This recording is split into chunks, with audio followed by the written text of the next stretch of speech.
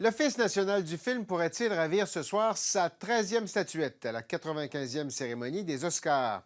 Le film Le Matelot volant est finaliste dans la catégorie meilleur court-métrage d'animation. Une nomination pour l'ONF, une fierté pour la nouvelle commissaire qui souhaite que l'Office continue d'innover et de raconter des histoires bien canadiennes. J'ai rencontré Suzanne Guévremont dans un cinéma du centre-ville d'Ottawa.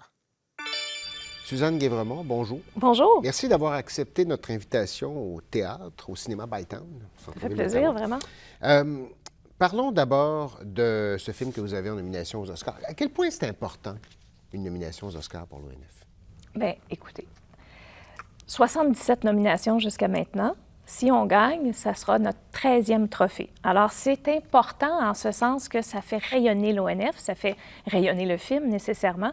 Et bien sûr, si on gagne, bien, ça va donner comme un effet de levier pour le faire se promener un peu partout à travers le monde et de raconter une histoire qui est vraiment canadienne par deux cinéastes extraordinaires qui viennent de Calgary, mais l'histoire est campée à Halifax, oui, effectivement. Ça a un effet de levier pour le film, ça a un effet de levier pour l'ONF? Oui, pour les deux, je vous dirais, parce que c'est sûr que, bon, les Oscars, c'est le rendez-vous cinématographique de la planète, c'est celui qui est le plus regardé, c'est celui qui a une très, très grande notoriété.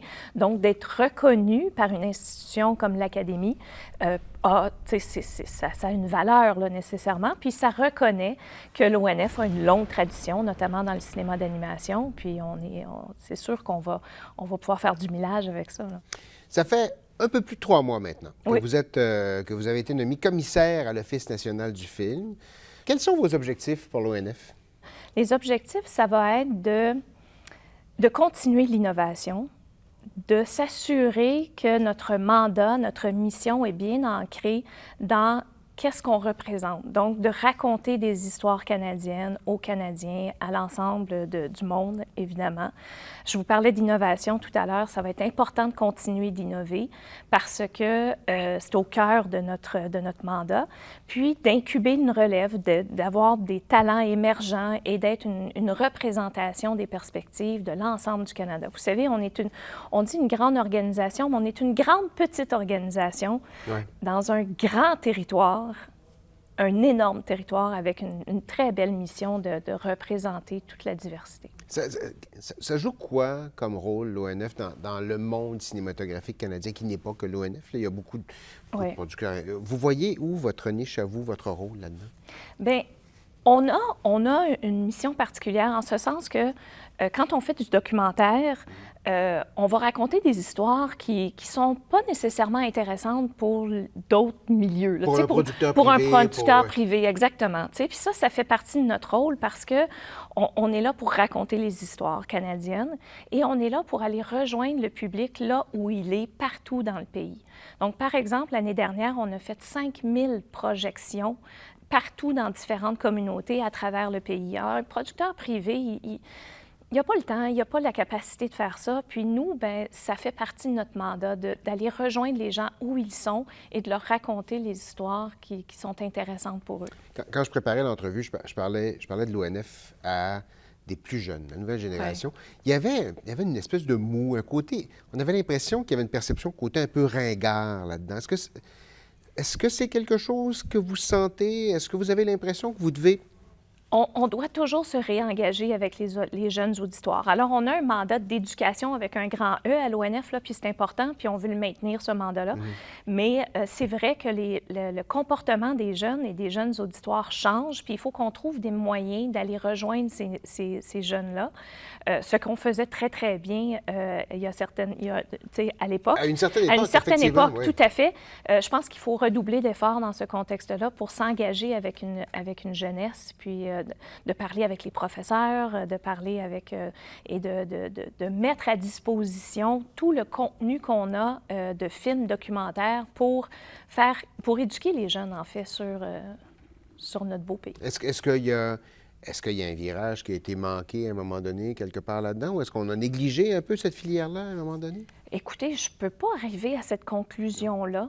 J'oserais pas dire ça parce qu'on a vraiment on continue à mettre énormément d'efforts là, dans la filière éducation, mais je pense il faut rester aux aguets puis il faut continuer à intéresser les jeunes dans leur comportement parce que les comportements des auditoires ont changé énormément.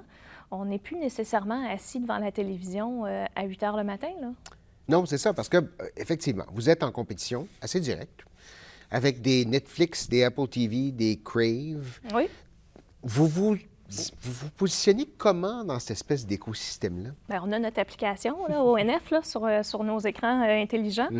On se positionne comment? Bien, c'est encore le défi de dire qu'on va aller rejoindre nos auditoires là où on a besoin d'aller les rejoindre. Donc, c'est sûr que nous, on n'a pas un mandat de divertir. Hein? On n'est pas un divertisseur là, à grand déploiement, mais il faut qu'on puisse être en mesure de dire, bon, bien, vous allez venir sur onf.ca, vous allez avoir accès à des contenus gratuits. On va regarder d'autres méthodes de diffusion parce qu'on est un diffuseur. Alors, nécessairement, il va falloir qu'on fasse ça. On a beaucoup d'initiatives spécifiques, comme je vous parlais de 5000 projections à travers le pays. C'est énorme. On rejoint une population. On a des millions de vues sur notre site.